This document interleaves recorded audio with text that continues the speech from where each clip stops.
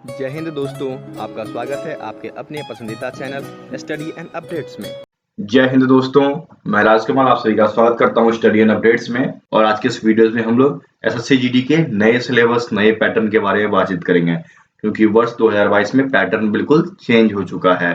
प्रश्न की संख्या भी कम गई है, मार्किंग स्कीम भी चेंज हो गया है, और क्या क्या पूछा जाएगा इसकी पूरी जानकारी आज के इस वीडियोज में आपको दी जाएगी। यदि आपको वीडियो अच्छा लगे तो किसी ग्रुप में जरूर शेयर कीजिएगा ताकि बाकी बच्चों का भी फायदा हो। तो चलिए शुरू करते हैं। और जैसे कि आपको पता है, इस बार प्रश्नों की जो संख्या है वह 80 होने वाला है। ठीक है, कुल 80 प्रश्न होंगे और प्रत्येक प्रश्न में 2 नंबर दिए जाएंगे, अर्थात फुल मार्किंग जो होगी वह आपका 160 नंबर का होगा। निगेटिव मार्किंग भी होगी, कितने का? 0.50। ये जो 0.50 है वह 1/4 है, अर्थात 2 नंबर का यदि आप 1/4 करते हो तो यह आपका 0.50 निकल के आता है। ठीक है, ये चीज समझ में आ गई। 4 चीजें होगी, क्या क्या? जनरल इंटेलिजेंस एंड रीजनिंग, दूसरा general knowledge and general awareness, तीसरा एलिमेंट्री मैथमेटिक्स, चौथा आपका ऑप्शनल है, या तो आप इंग्लिश करें या आप हिंदी करें। प्रश्नों की संख्या 20-20 होगी, मैक्सिमम मार्क्स जो होंगे 40 नंबर होंगे। ठीक है, समय कितना दिया जाएगा?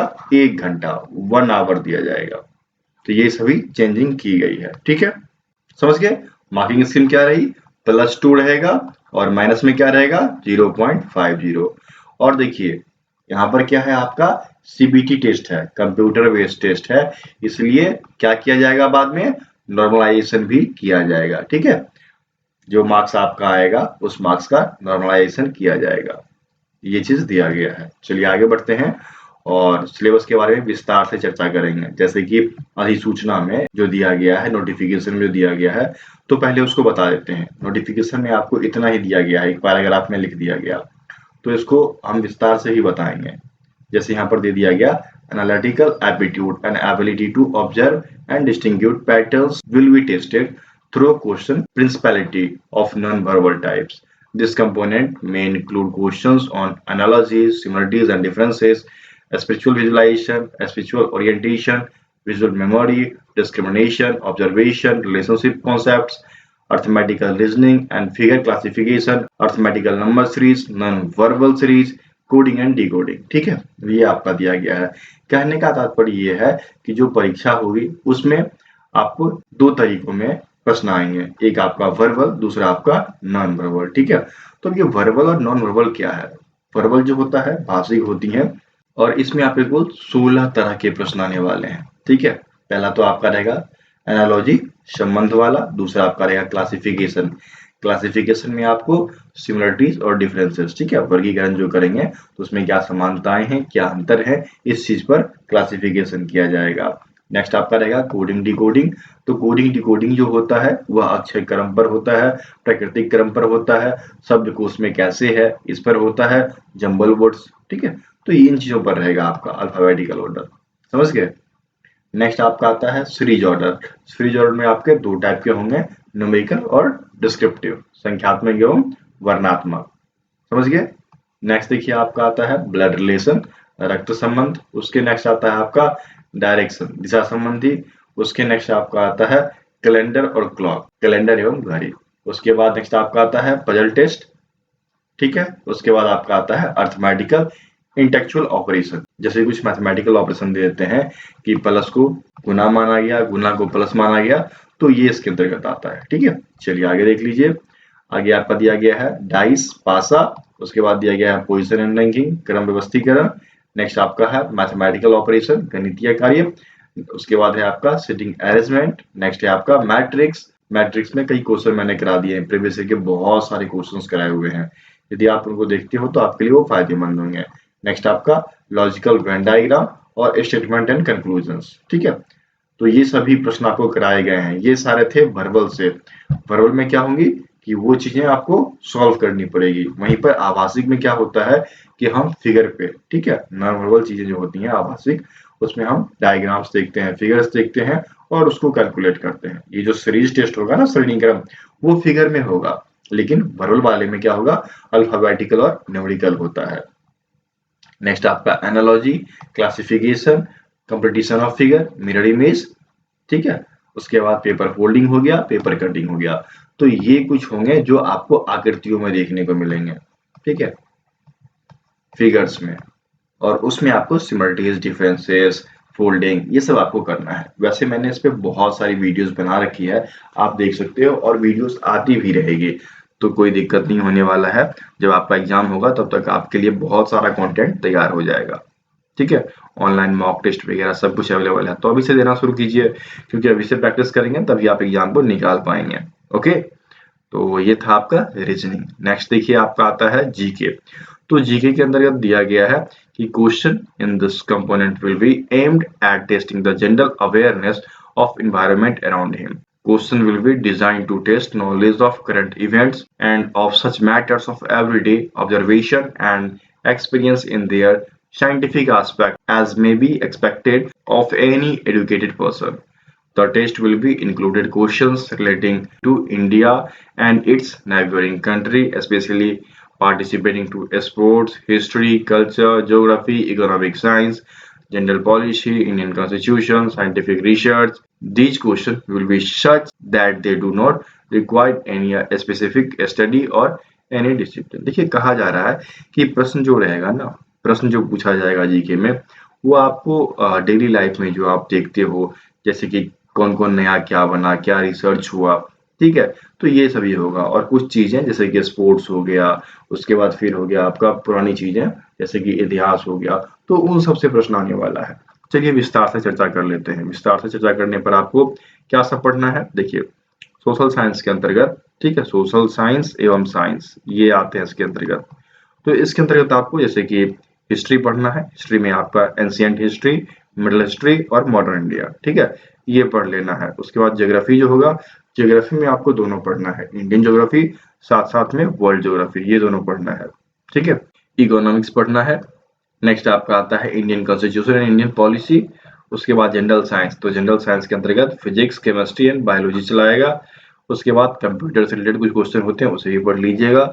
उसके बाद मिसलेनियस, इसके अंतर्गत आपका इंडिया का कल्चर, अवार्ड, अवेयरनेस, स्पोर्ट्स, ठीक है, प्रथम कौन किया, ये सब चीजें पूछी जाती है।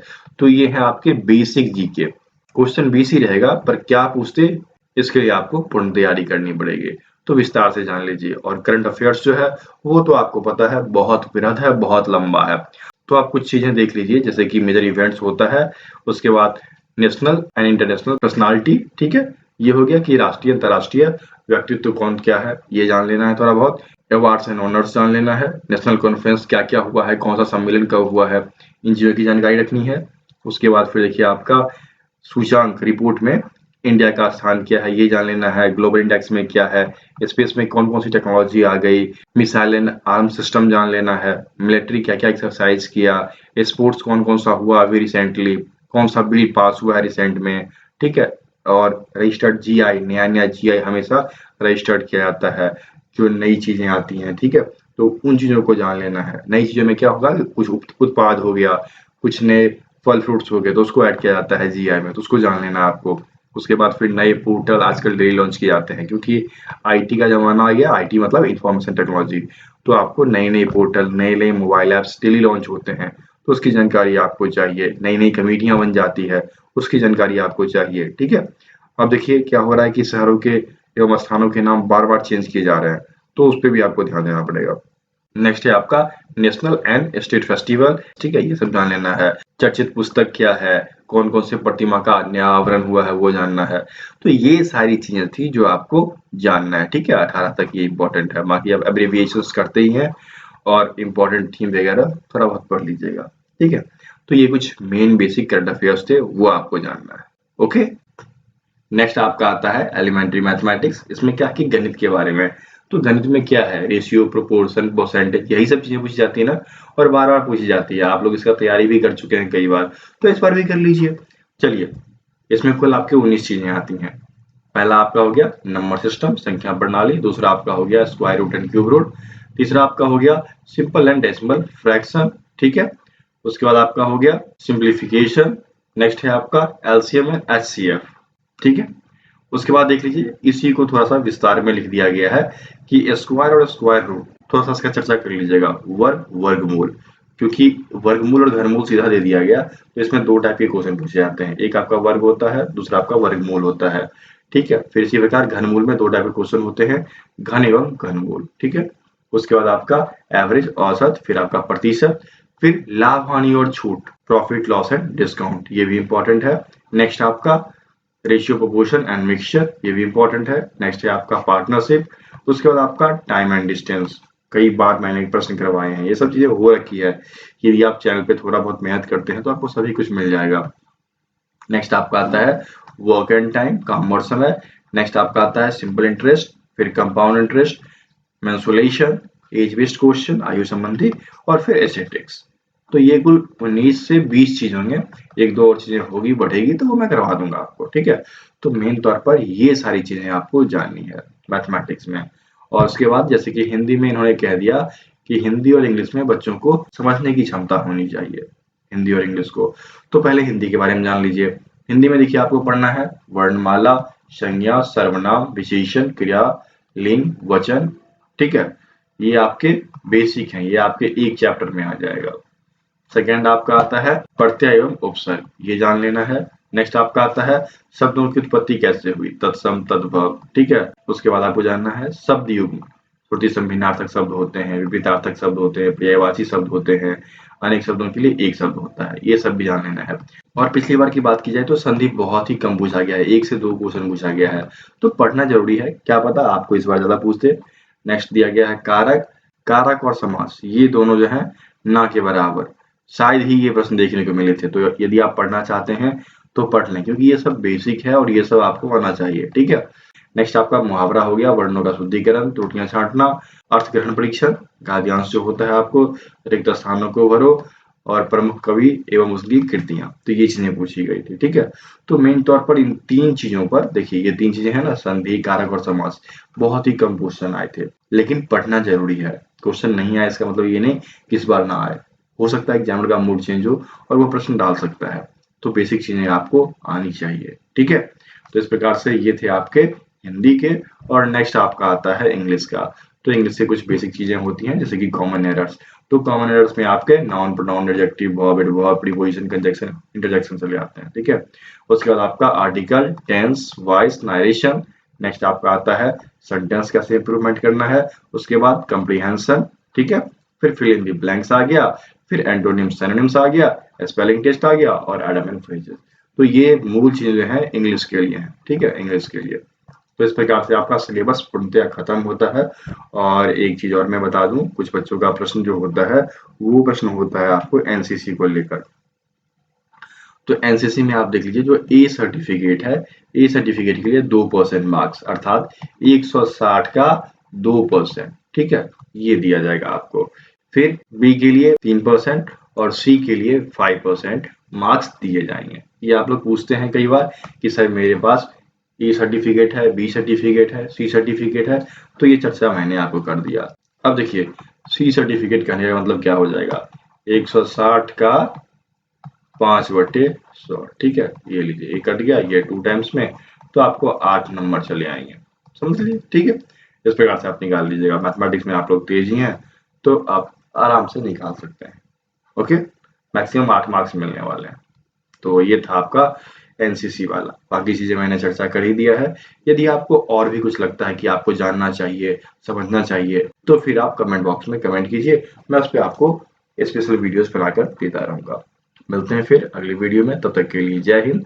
और यदि आपको प्रीवियस ईयर देखने, उसके मॉक टेस्ट लगाने हैं, तो आप मुझसे लिंक ले सकते हैं, या फिर आप डिस्क्रिप्शन बॉक्स में जाकर उन सभी लिंक्स को फॉलो कर सकते हैं, ये सभी आपको दे दिया गया है। ठीक है, तो आप आसानी से जाकर उन प्रीवियस ईयर क्वेश्चंस को लगा सकते हैं। ठीक है।